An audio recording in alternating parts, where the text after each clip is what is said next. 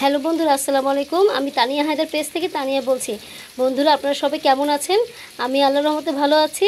বন্ধুরা, আজকে আমি এই ভেন্ডি দিয়ে একটি ভেন্ডির ঝোল রান্না করে দেখাবো আপনাদেরকে। কারণ ভেন্ডি ভাজি খায় অনেকে খায় ভেন্ডি ভুনা।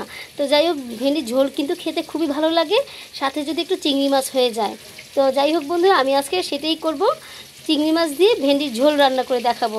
তাহলে চলুন বন্ধুরা, দেখে আসি কত সহজভাবে এবং কত মজাদার করে আমি এই রান্নাটা করতে পারি। বন্ধুরা, আমি চলে এসেছি রান্না করতে ভেন্ডি দিয়ে চিংড়ি মাছের ঝোল। তো একটু তেল দিয়ে দিলাম, আর চিংড়ি মাছটা আমরা আগে একটু ভেজে নিব। চিংড়ি মাছটা ভাজার পরেই আমরা রান্না করব বন্ধুরা। তাহলে যদি আমরা পরে চিংড়ি মাছটা ভাজি তাহলে কিন্তু এক্সট্রা একটা কড়াই লাগবে। তো যাই হোক, এতে আপনাদের ঝামেলা হয়ে যাবে। তো এই কারণেই সেই কড়াইতেই আমরা চিংড়ি মাছটা ভেজে নিব। বন্ধুরা, আমি এখন পেঁয়াজ ছেড়ে দিচ্ছি। পেঁয়াজটা একটু লাল করে আমরা মশলা ছেড়ে দিব।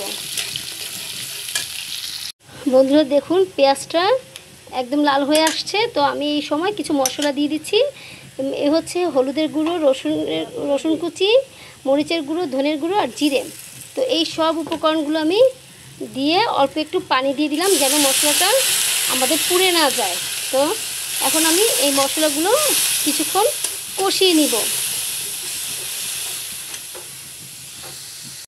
বন্ধুরা দেখুন, মশলাগুলো সুন্দরভাবে কষে গিয়েছে। তো আমি এই সময় এখন ভেন্ডি ছেড়ে দিতে পারি।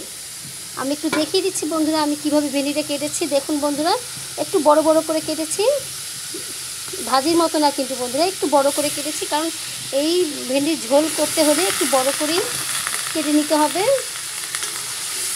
তো এখন এই ভেন্ডিগুলো খুব সুন্দরভাবে মশলার সাথে আমরা মিশিয়ে দিব। মশলার সাথে ভেন্ডিগুলো মিশিয়ে কিছু অল্প পরিমাণ পানি দিয়ে কিছুক্ষণ ঢেকে রাখতে হবে। এখন আমি এই চিংড়ি মাছগুলো যে ভেজেছিলাম সেই মাছগুলো দিয়ে দিলাম। দিয়ে আমি আরও কিছুক্ষণ ঢেকে রাখব। বন্ধুরা দেখুন, আমার রান্নাটা কিন্তু প্রায় হয়েই এসেছে। তো আমি এই সময় একটু টমেটো দিয়ে দিব। এরকম করে বড় বড় করে কেটে কয়েকটা টমেটো দিয়ে দিলাম, কারণ আমার ভেন্ডি অল্প, তাই আমি টমেটো অল্প দিয়ে দিলাম। দেখুন বন্ধুরা, কি সুন্দর দেখা যাচ্ছে, একদম সবুজ আর লাল, কি সুন্দর লাগছে দেখতে। তো আমি আরও কিছুক্ষণ চুলোয় রেখে আমি নামিয়ে ফেলব। বন্ধুরা দেখুন, এই তো হয়ে গেল আমার ভেন্ডি ঝোল। তো আমি এই সময় কিছু কাঁচামরিচ ফালি করে দিয়ে দিলাম। কাঁচামরিচ প্রতিটা তরকারিতেই বন্ধুরা দেওয়ার চেষ্টা করবেন, কারণ কাঁচামরিচ ফ্লেভারে কিন্তু সেই তরকারির স্বাদটাই অন্যরকম হয়ে যায় আর খেতে কিন্তু দারুণ লাগে। তো যাই হোক বন্ধুরা, আমি এখন এটাকে গরম গরম পরিবেশন করতে পারবো, গরম গরম ভাতের সাথে। এই তো বন্ধুরা হয়ে গেল, দেখুন আমার গরম গরম ভেন্ডি দিয়ে চিংড়ি মাছ দিয়ে একটি ঝোল, ভেন্ডির ঝোল রেসিপিটা আমি কিন্তু এই তো বন্ধুরা দেখুন আমার হয়ে গেল ভেন্ডির ঝোলের একটি তরকারি। তো সাথে চিংড়ি মাছ দিয়েছি আর টমেটো দিয়েছি। তো দেখুন বন্ধুরা কি সুন্দর হয়েছে দেখতে।